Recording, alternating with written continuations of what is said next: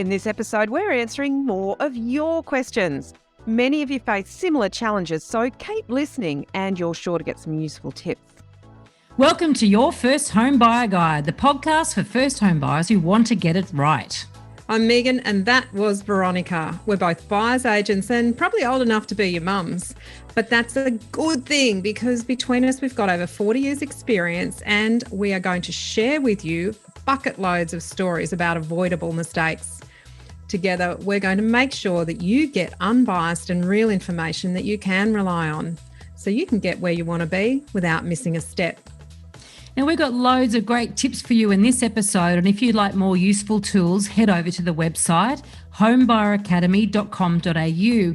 There you'll find free checklists that you can download, a free mini course on how to price a property, and our Where to Buy workshop for only $39. Priceless stuff, really. Bargain. But before we get into the interesting stuff in this week's episode, here's the boring bit, the disclaimer. You, of course, know that nothing in this podcast is to be taken as personal advice. We always recommend getting the advice of an expert in their field of expertise. Now, we've done our very best to ensure that the content is correct at the time of recording, but things change. So check with the relevant government authority or your advisors to get the most up-to-date information.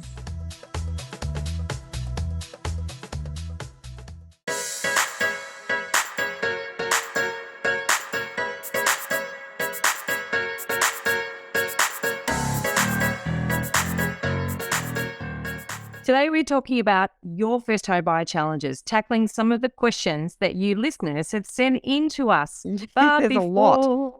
We're having a look at Meighan's video. Updated The reno, my God. So look, it's coming along.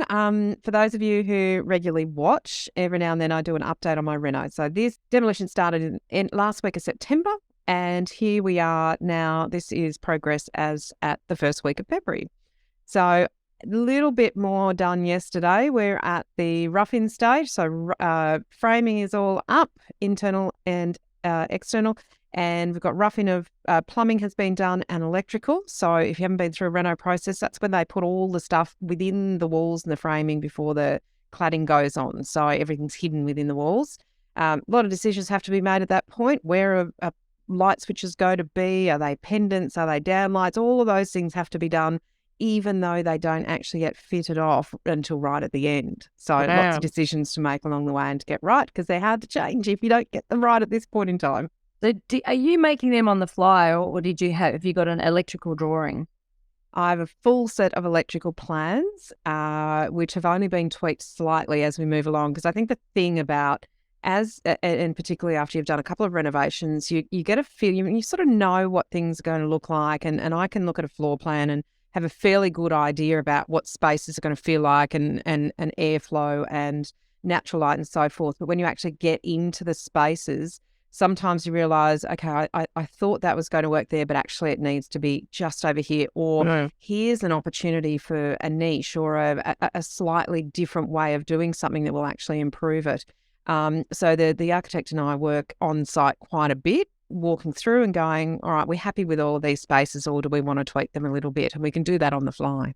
Lovely. A lot of plans in place, but then there's those little tweaky sort of things that we can do on the fly. Just in case there's a better solution. Yeah, absolutely. And there's always the way, I mean, I just think about a couple of little things that I now wish I'd tweaked. But, you got to be careful not to change too much, because variations are costly. Absolutely. It adds up. But, sometimes the variation works in your favour, and then you can offset against something that has come at you. So a variation is in a fixed term contract. That's where you go, I'd like to do this. And the builder says, all right, well, that's going to cost less money. Doesn't usually happen that way.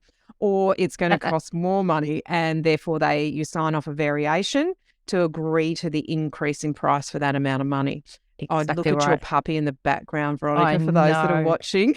I've gone from being a cat person to being a dog person, and she's been to sex, so she's got the cone around her neck. She's on her back trying to scratch at it. She's hilarious. She's the funniest little thing. And I do not understand why people call it the cone of shame. I say she's been to sex. Why is that shameful? But anyway, for a dog, I don't know. She's not getting through the dog door with that thing on. No, and I can't go out because she can't get outside. So actually your story, just we're talking about variations and renovations. It sort of leads into our first question, which I've just literally shuffled the order around on the back of that. But our first question is from Miriam, who's one of our students.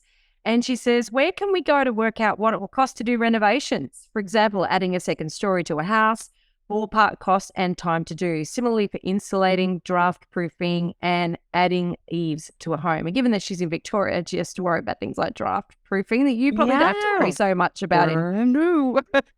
So we want to keep the heat out. Yeah. So let's have a quick chat about, how it's a really do good you question because, work it out?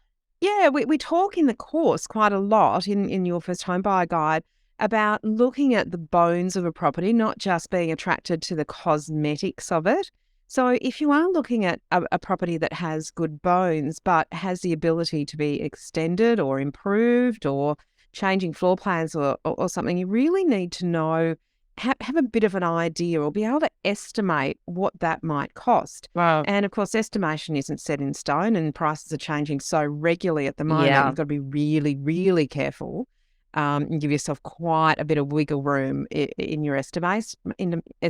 But maybe adding a second story to a house. You've got to think not only about the ballpark cost, but how long it will take. Yeah. And do you have to move out? Can you do it while you're in there?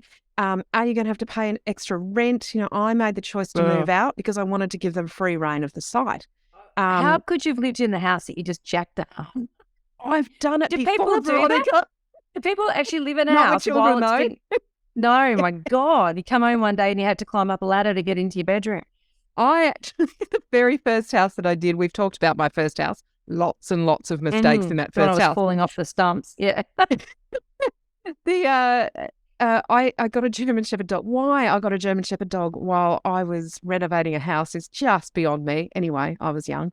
And I thought I could do everything, 10 foot tall and bulletproof. But we had to carry the German Shepherd puppy up and down the ladder until the staircase was built. And that was a number of months because at that point I was literally saving for each element of, everything happened. I had to save up, and I was in a commission-based position then. So that was a bit lumpy. My income was quite lumpy. And so this dog was being carried up the ladder. And as it grew, German Shepherds grow really quickly. It was fine when it was little, but gee, wow, when it got bigger, it was hard to get up those. I had to earn very quickly to get the staircase done. That is nuts. So, and this is an interesting thing because you often get, you hear these figures, renovation costs 2,000 a square metre or 8,000 a square metre or whatever. Upstairs is more expensive than downstairs. The problem is with those sort of ballpark figures is that our kitchen is going to be a hell of a lot more dollars per square metre than a bedroom, and so therefore that can be very misleading if people think, I'm just going to add 10 square metres, and it's like, yeah, but in that 10 square metres you're putting a kitchen, a bathroom and a laundry. It's going to be and they're your big ticket items. Very much so. Whereas if you're just adding a rumpus room, it's a lot cheaper. So I always think that, and certainly we do this with our clients when we're looking, we do two things. We look to talk to an architect who understands that local area, because when I say the local area, the council is your governing authority when it comes to getting building works approved. And you've got to have a good sense of, what is likely to be approved. So you might think you want to turn this place into Taj Mahal, and it's completely unrealistic. You got no hope in hell of getting that done. Or, so you can cost that if you want to, but you could buy that property and then try to lodge an application and realize you're never going to get it. So you've got to have this sort of You've got a great example of that, Veronica. And I know we've told the listeners this story before, but in one of your renovations, you had an expectation that you could do certain things and you actually couldn't. Well, actually, even maybe the story you're thinking about is the house that I live in now. I bought it from this couple of guys that bought it a year earlier. I had been in the same family for 50 years. They bought it, went, yay, we're going to knock it down and we're going to subdivide it. We're going to build 2 townhouses. It's in a conservation zone, kids. They didn't do the most blows my mind. That is a due diligence.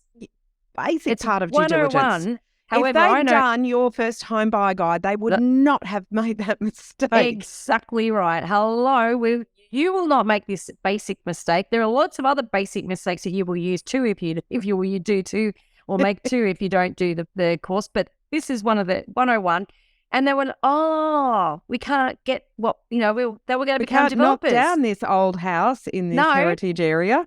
So, it's like, yeah, good on you. I mean, physically, potentially, they had plans drawn up. They spent money on architects. Clearly, nobody had said to them. How did the architects not ask the question? Well, perhaps they didn't have an architect who was local enough and cared enough and understood enough the implications of these areas and these heritage areas. But maybe the architect was just as silly as them. So no, it was a mate. Maybe they were just playing around and not actually doing any due diligence. Just nuts. It's sort of silly, and it's this arrogance as well to think, well, because I want to do it, I should be allowed to. It doesn't actually work that way. So therefore, step one is to go and talk to someone, and you might just spend a bit of money. You might spend a few $100s to get a consultation to say, look, this is what I want to do. Do you see any obvious hurdles? So that's sort of step one. And I did that with my house. I did get my architect through and I said, this is what I want to create. What do you see as the problems and the issues? And he raised a few things. And so I bought it with my eyes wide open. I didn't get a double garage and I didn't get a pool. But, that would have been ridiculous. I would have had to put the pool in the roof anyway. How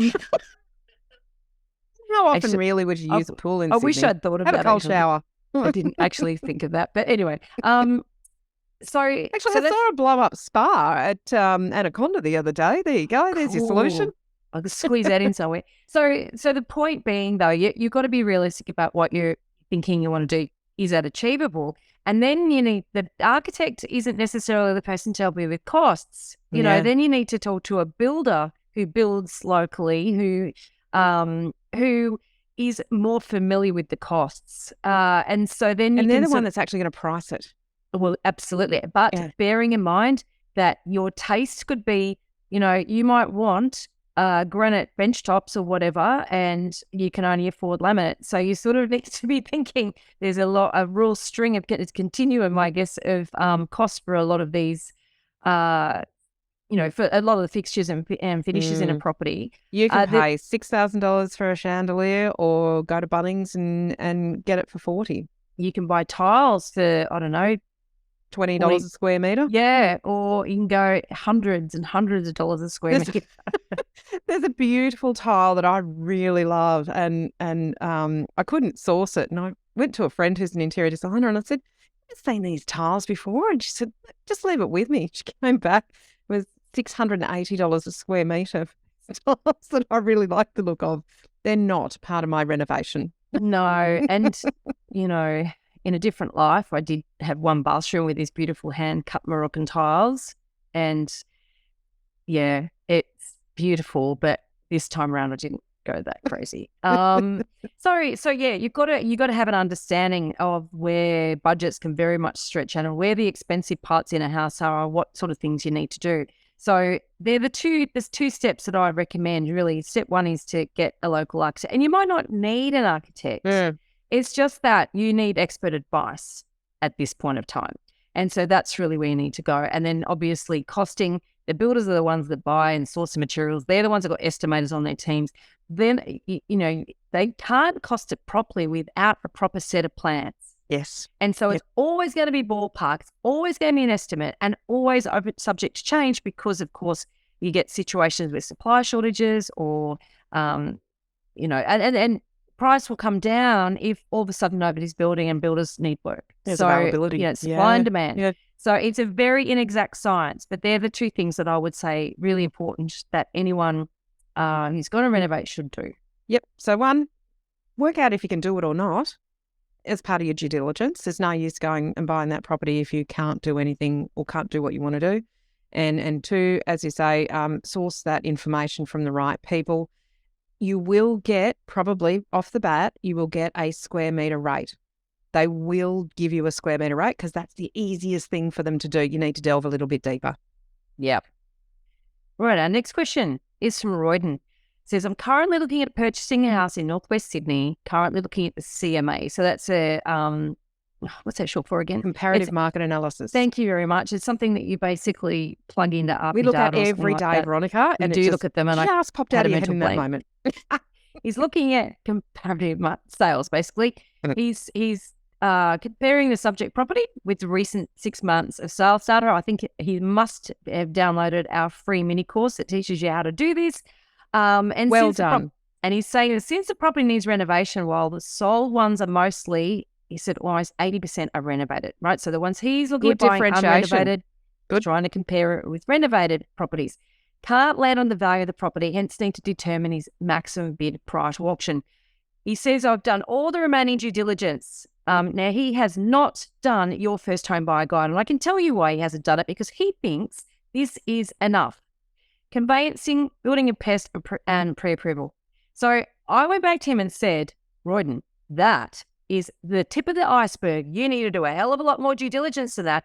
But unfortunately, I've got crickets. Hopefully you're listening to this, Royden. Hopefully you're going to pay attention to what I'm telling you here. You need to do more due diligence than those three things. But the question really is around the pricing. Can we please suggest how we should go about it? So bearing in mind, he's doing his recent sales analysis, which is really great. Good work. Comparing them against the property he's looking at buying, but he's realising that most of those are renovated, whereas the one he's looking at is unrenovated. What should he be doing, Meighan? Well, as you say, if he's done the free mini course, he will have a framework to work with. What's hard though, and this is where experience does matter, and length and depth and breadth of understanding of the market does matter, because when you're doing a comparison between a subject property and the comparable sales, you're looking at a number of elements. You're looking at the superior and inferior aspects of the land, the location, the property that sits, or the improvements that sit on the land. You're looking at the level of finishes that are within the property. And then there's really more minor aspects, if you like orientation and airflow, layout of the property internally, functionality, room sizes. So there's a lot more that goes into, is it renovated or not renovated? Because you might actually assign, or there might be a higher value assigned to a property that's unrenovated but has fantastic flow, great elevation, and a pleasant outlook, versus a really well renovated finished property that is perhaps lower in the street, doesn't get that natural airflow, or faces, your entertaining area is overlooked by large blocks of units.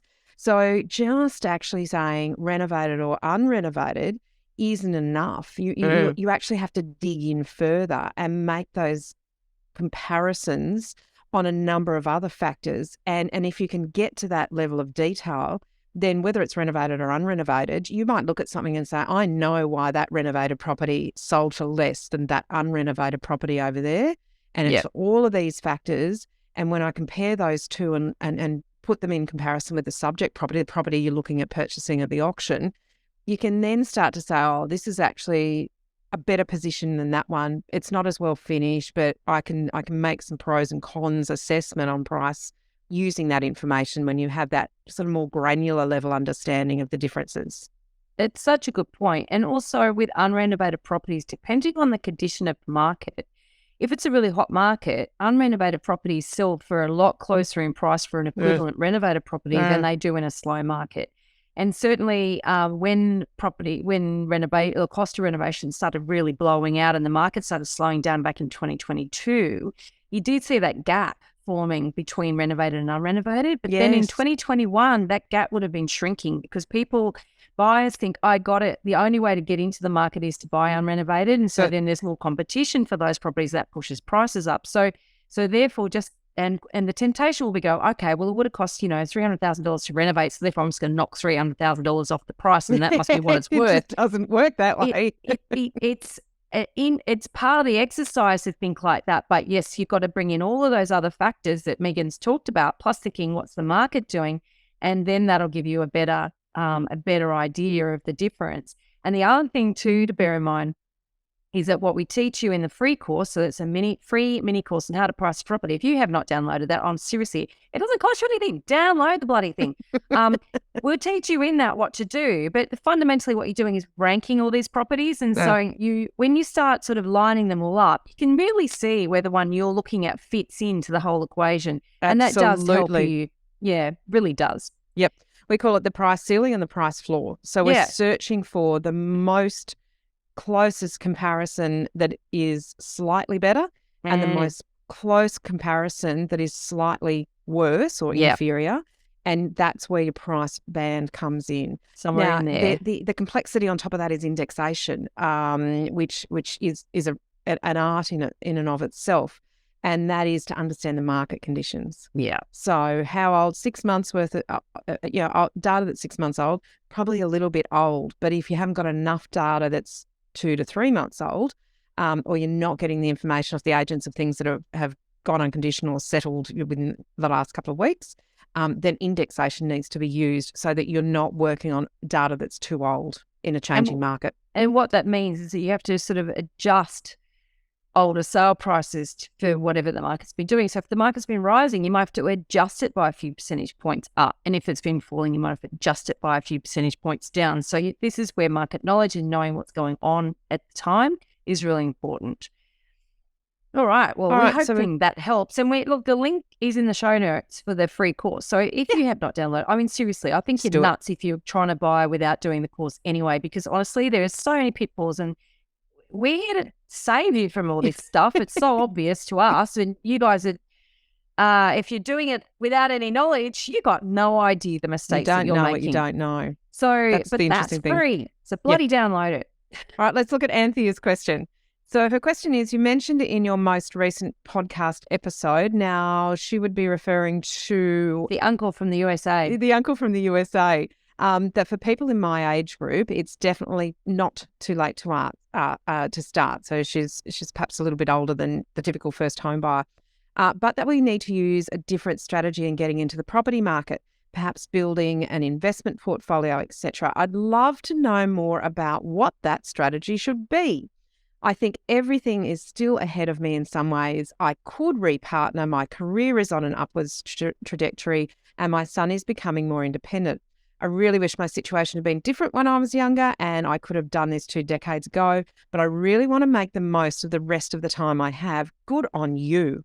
I think this is my greatest challenge that I'm facing, but also my greatest opportunity. It's excellent. It's never too late. It is an opportunity and it is not too late as long as you've got the income to support a mortgage, basically. Absolutely. And the bank will view you differently depending on your age, particularly if you're over 50. They're going to look at you in terms of your working life differently to if you're under 50.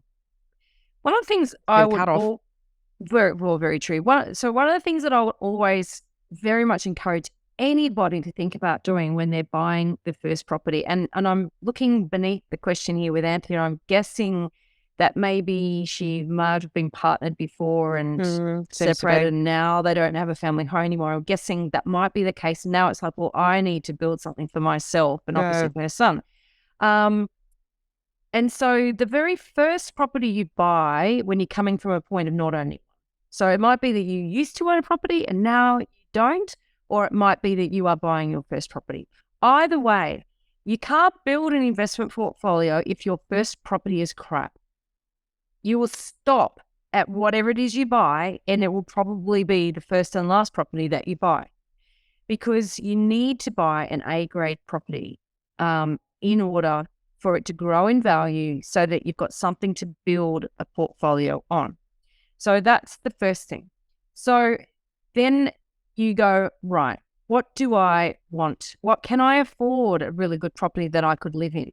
And if I can't live in it now, could I live in it after my son, moves out at some point? So these are sorts of things that you need to be thinking through.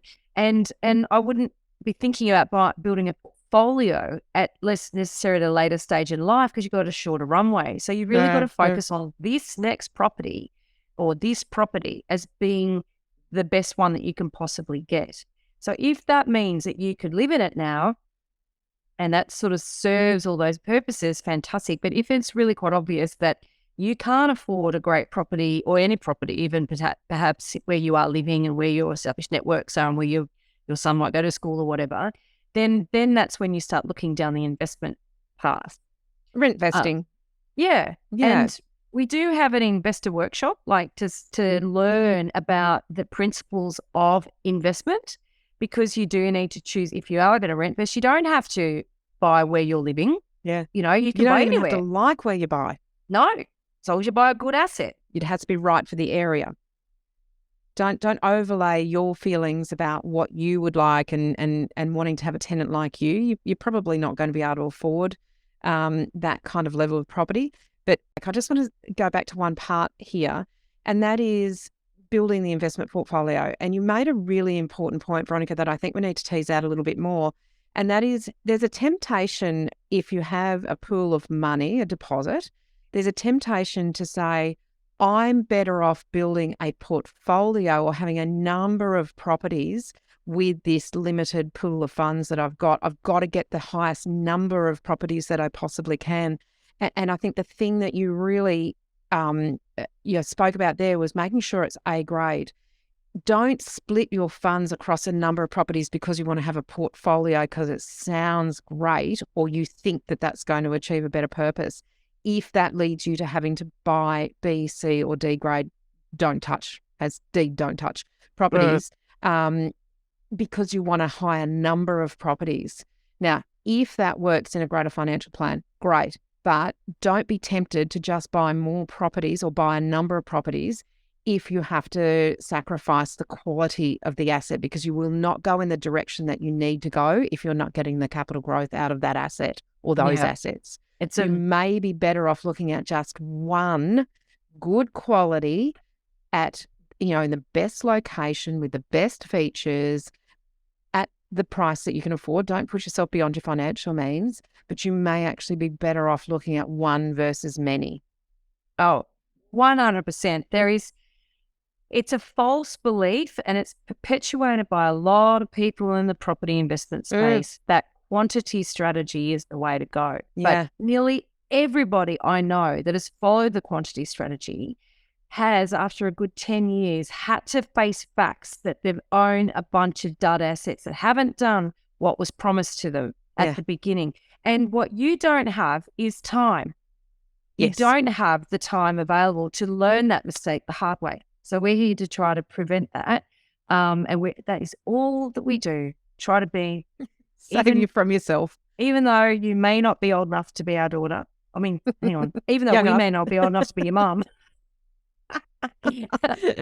Just think of us as your mum, as your property mums. We just want to protect people from making these mistakes that are very compelling. A lot of these arguments. Oh, I know I have to build and I have to get lots as soon as possible. It's very compelling and is sold as a real. But it's false logic and it's false hope. So particularly if it does not work for you. Yep. Focus on that. Best possible asset you can buy. If you can live in it, all the better, because let's face it, there are tax advantages in living in your own home that there aren't in investing if you're paying rent elsewhere. Because one day you got to sell that, you're going to have to pay some tax on the sale price. Whereas if you live in that home, you don't have to do that. So, getting some offset of income tax along the way, in my view, is very rarely a better scenario if you have the option, if you have the choice. It's buying a home to live in gives you a lot of flexibility in the long run. All right. Next question from Amy. It's certainly a short one, and we got a very good answer for it, which is, my challenge at the moment is, where should I buy? Then closely followed with, what should I be buying? Go, Meighan. We don't answer that question, Amy. No, but we know how you can answer that question. Nobody should answer that question. The only person who can answer that question is you. But there is a process that you can go through to understand where you are, who you are, what you need, and therefore what you should buy and where you should buy it. It's a process, not an answer. So don't put this on Reddit. Don't put it out there to property forums on Facebook, because you'll get other people's biases about what they've done. They're looking for confirmation of what they've done if they've bought something. And if they haven't, then they sure should not be giving you advice on where to buy and what to buy. So please don't ask the herd what you should be doing. Go through the process. And we have a where to buy tutorial, $39, very good investment in yourself. And it is about self-reflection. It asks you to go through a process of self-awareness and self-understanding. Sounds a bit, out there, but it's not. It's about very you. pragmatic. It is a very structured process to take you through questions about yourself and a process of looking at the market, what you need and how can you match what you need and want to what the market provides. You can't change the market. Doesn't matter who you are. You can have influence on it if you feel it low and you're raising interest rates, but you actually can't change the market as an individual buyer. So don't fight it. It is what it is.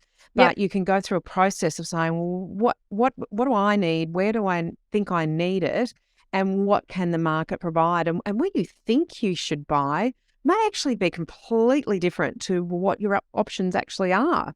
If you're shooting too high, if you're looking for a blue chip suburb and you've got a budget, everybody has a limited budget. Doesn't matter if it's 500,000 or 5 million. Everybody has a limited budget. Believe me, there's very few people who can just open the checkbook and buy. I know I've got clients that have got $12 million and they still can't got quite 12, get what they want. Not 20. Exactly So there's right. a limited budget there. 20, we'd have no problems. Then there might not be enough property to buy. So it's always an issue, isn't there? It's always a problem. So take yourself through the process. Stop asking everybody else. Gather information along the way by asking people about different suburbs and about different property types and getting that, but then put it into the process. And then you will have an answer that is unique to you, your circumstances and the current market. And I'd say too, with that tutorial, I mean, come on, $39, just buy it. With that tutorial, you can reuse it. And so we've had students actually come through the course, and what they've learned, and they've realized that, I actually was chasing the wrong type of property, the wrong area in the first place, sat down with new knowledge, redone the where to buy process, came up with a really clear, real clarity around the possibilities for their search, where it is that they can get what they want for their budget. And understanding the compromises that they will make, because everyone makes compromises, but, the answer to what you should and shouldn't compromise on is unique to you. And this is a process that you will get clarity around that rather than, listening to all those opinions, as Meighan was saying earlier. Absolutely. On to our last question from Jacob. He is in the preparation stage. Now, you will know by now that there are 4 stages. The PACE system. Preparation is the first one. It is the starting point. Well done, Jacob. Start at number 1. I'm a bit unsure of who, what I need on my team. So he's in the building his team step of phase 1. Step 1.